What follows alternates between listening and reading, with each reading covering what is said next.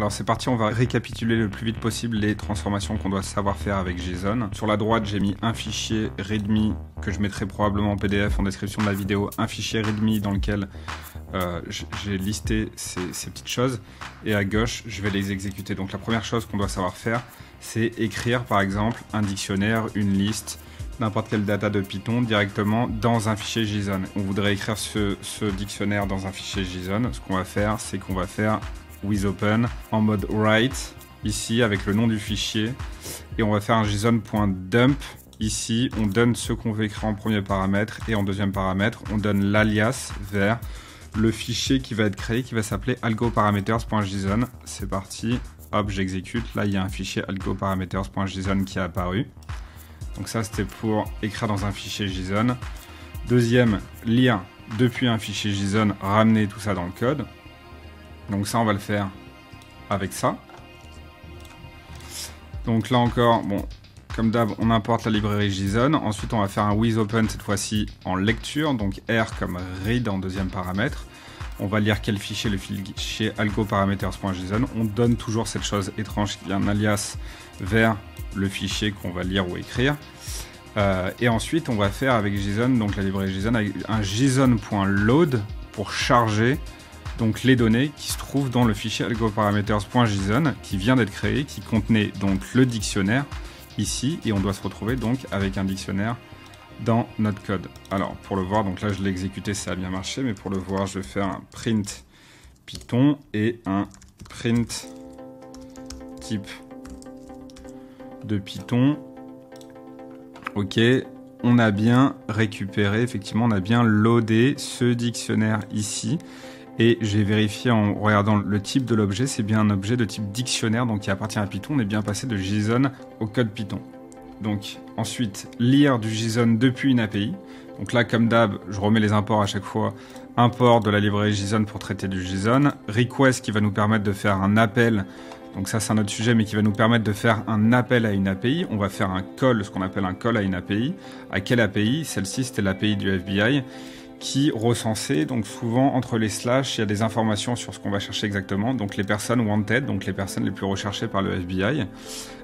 Donc on a juste à faire un petit call là ici, ça nous renvoie un objet response, et quand on va dans response.content, on a ici un JSON sous la forme d'une string, et du coup on va faire un json.loads.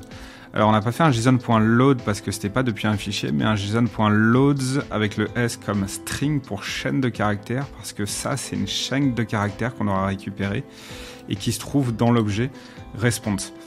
Ensuite, donc on a juste à faire un json.loads. Ça, cette histoire de loads et dumps avec des S, on va le voir dans le 4e ou 5e point de ce récapitulatif.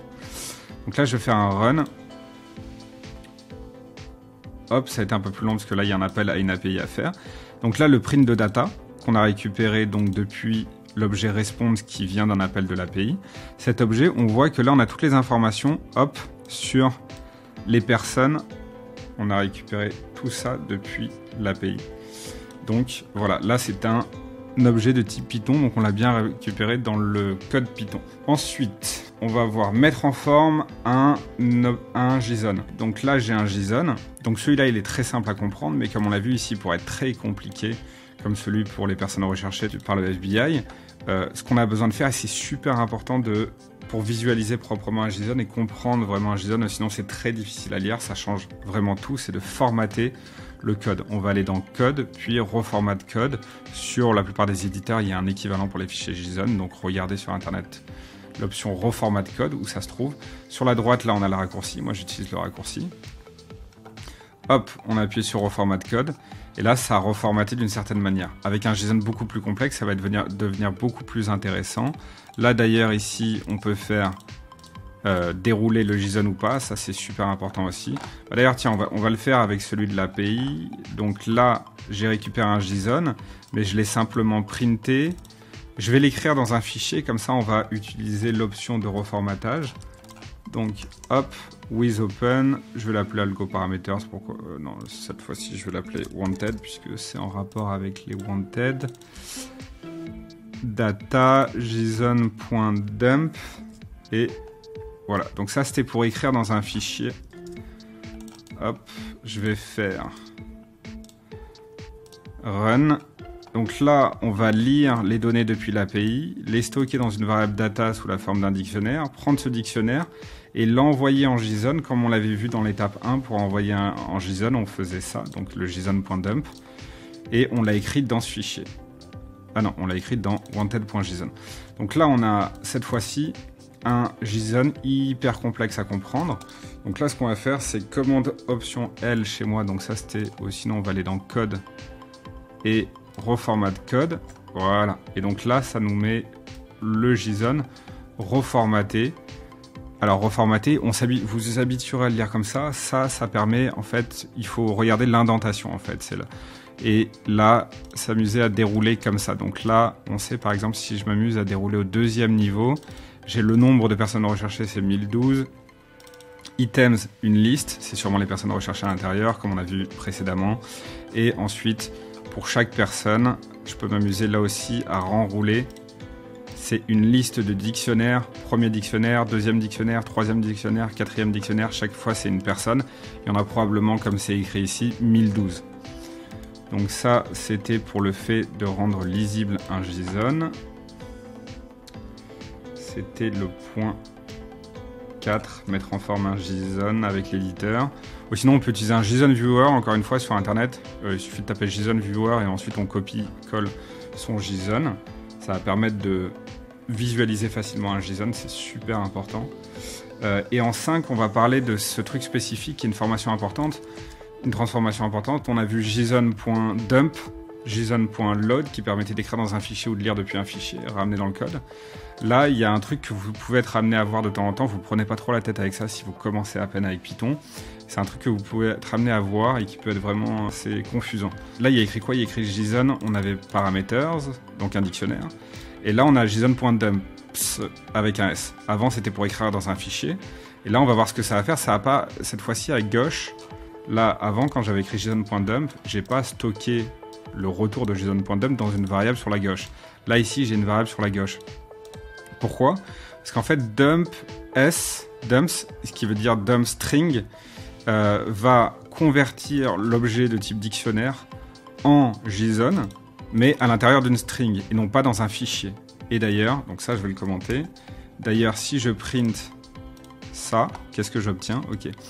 On n'a pas créé de nouveau fichier et on a ça qui est apparu et qui est de type string. C'est-à-dire que ça va écrire exactement la même chose que ce qu'on avait écrit dans le fichier, mais dans une variable sous le format string, donc à savoir chaîne de caractères.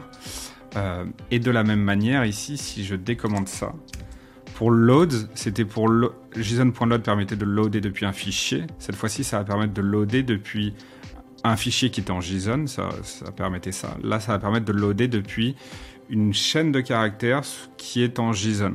Un JSON sous la forme d'une chaîne de caractères, d'une string, d'une variable string, et non pas d'un fichier. Ici, je vais aller de Python vers JSON sous la forme d'une string, d'une variable string. Là, je vais la reload, et donc, si là, j'enlève ce print, on va se retrouver bien avec le dictionnaire initial ici.